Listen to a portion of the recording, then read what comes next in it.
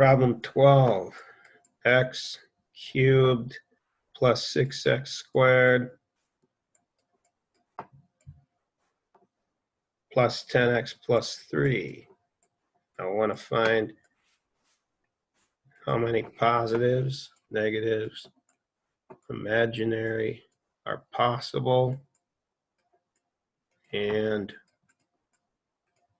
I want to find the zeros. So you'll notice positive, positive, positive, positive. There's no changes in sign, so there won't be any positive zeros. A negative cubed is negative. A negative squared is positive times a positive is positive.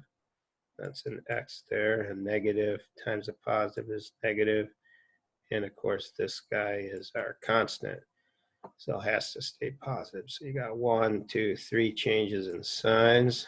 We're taking even number 2 away.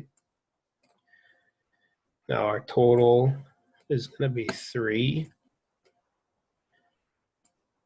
So in this case, we already have 3, which means no imaginary. In this case, we have 1 represented, which means 2 imaginary. Imaginary has to be even. All right, rational root theorem, factors of 3 over factors of 1. Factors of 3 are 1 and 3. Factors of 1 are 1. So you got plus or minus 1, and you got plus or minus 3.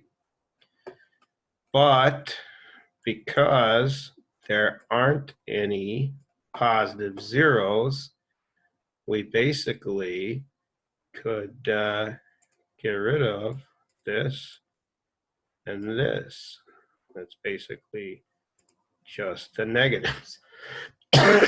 So what do you want to start with? It really doesn't matter.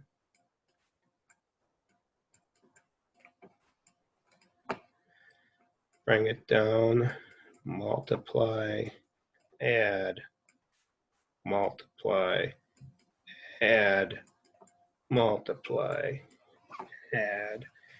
So that worked. Remainder constant x, x squared. So negative 3 is one of the zeros. And then we get x squared plus 3x plus 1. All right, when is this 0? We would try to factor that, but we can't. Factors of 1 aren't going to get us 3, so quadratic formula, negative b plus or minus the square root of b squared minus 4 times a times c over 2 times a, or negative 3 plus or minus the square root of 9 minus 4 over 2 gives us negative 3 plus or minus the square root of 5 over 2. So 1, 0 is negative 3 plus square root of 5 over 2. The other 0 is negative 3 minus square root of 5 over 2. And just so you see, if I take a negative 3 and subtract the square root of 5 from it, divided by 2, that's negative, while a negative 3 minus the square root of 5 over 2 is obviously negative because both these guys are negative, so it has to be negative.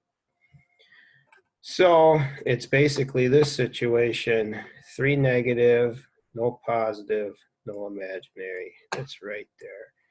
You'll notice though that of our zeros, there's only 1 rational. These other 2 are irrational, that they have the square roots. So Descartes' rule of sign just tells us how many negative zeros or zeros to the left of the y-axis there are going to be. It doesn't necessarily say that they are going to be rational. The rational root theorem says, you know what, if they are rational, it's one of these. And so we found out it was that one.